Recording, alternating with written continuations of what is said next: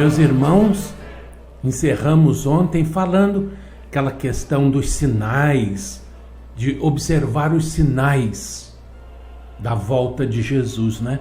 Então depois nos lembramos daquela passagem do Evangelho, narrada lá por Mateus, que está logo no início do capítulo 16, quando Jesus diz lá que os fariseus, ao pedir um sinal a ele fala: poxa, vocês sabem dizer se vai chover, se vai fazer sol, apenas olhando o tempo, né? Mas como é que vocês não conseguem determinar as coisas de Deus dessa mesma forma?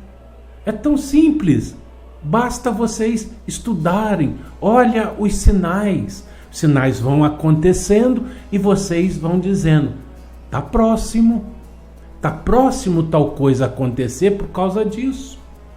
É isso que a leitura assídua, né? O estudo do Apocalipse faz conosco.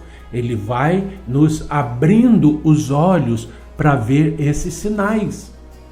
Mas às vezes é preciso demorar um pouco mais em certas passagens do Apocalipse, inclusive para dar a palavra à história, porque sem o testemunho da história geral ou universal, não se pode explicar o Apocalipse e não há como entender o Apocalipse, porque é preciso encaixar a profecia dentro do fato acontecido. E se não se conhece o fato, não adianta você estar diante com a profecia na mão, porque vai ficar no mesmo lugar, vai ficar girando ali em torno dos termos que estão ali impressos, ou seja, ao pé da letra. Não é isso mesmo? Então, pensavam até que o Apocalipse era uma coisa superada, que era para o tempo dos Césares romanos. Não, nós estamos vendo, porque já estamos aí analisando esse período, os acontecimentos de 1844, e já chegamos a 1857, quando baixa o Espírito da Verdade em vez de Jesus. Sim, quando muita gente esperava o próprio Jesus visível, tangível, chegou em seu lugar quem? O Espírito da Verdade, o Paráclito, o Consolador das multidões aflitas, aquele que é o verdadeiro representante do próprio Jesus, porque o Espírito da Verdade não é nada mais, nada menos do que essa multidão de espíritos iluminados, já trabalhados no sofrimento e já se aperfeiçoaram até o ponto que podem dizer: eu e Jesus somos um, como Jesus pôde dizer: eu e o Pai somos um. Tão integrados no pensamento do Cristo, esses espíritos estão. Por isso eles formam o Espírito Santo. Por isso eles formam o Paráclito. Por isso são aquele Consolador que Jesus prometeu pedir ao Pai e ele enviaria. Então, esse Espírito veio ao mundo, certo? Naquela ocasião, nessa ocasião, 1844, aí, nessa época. Pois bem, é preciso provar que o Apocalipse está certo. Então, nós já vimos a besta, estamos vendo a imagem da besta, a degringolada moral, a hecatombe espiritual, a abominação desolando o santuário. Este aspecto verdadeiramente trágico da frieza espiritual naquele que se chama a casa de Deus. Já vimos que a Babilônia vem a ser a igreja mundana mundial, isto é, a parte podre de cada religião no mundo inteiro.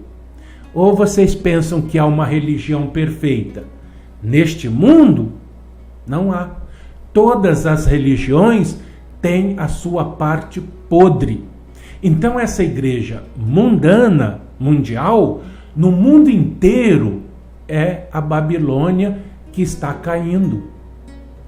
Sua queda é, como dissemos, uma queda espiritual e, por consequência, moral e ainda material. Dir-se-ia que o nosso parecer sobre a queda moral e a penúria espiritual das igrejas não está correto, em presença dos grandes reavivamentos, como aconteceu e a história demonstra no ano de 1857. Mas, infelizmente, no ramo protestante, o testemunho dos principais jornais congregacionais e batistas, principalmente de Boston, corrige esta impressão. A revista Congregacionalista, de novembro de 1858, disse, abre aspas, o reavivamento da piedade de nossas igrejas não é de tal ordem que, de sua mera existência, se possam inferir confiadamente seus frutos legítimos e práticos. Devia, por exemplo, ter-se como certo que depois de uma tal chuva de graças, os tesouros das nossas sociedades de beneficência encheriam, como sucede depois de uma abundante chuva, que os rios se avolumam em seus leitos. Mas os administradores de nossas sociedades deploram o afrouxamento de simpatia e auxílio das igrejas protestantes. Fecha aspas. Isto tudo nos Estados Unidos da América do Norte, que é a besta de duas pontas.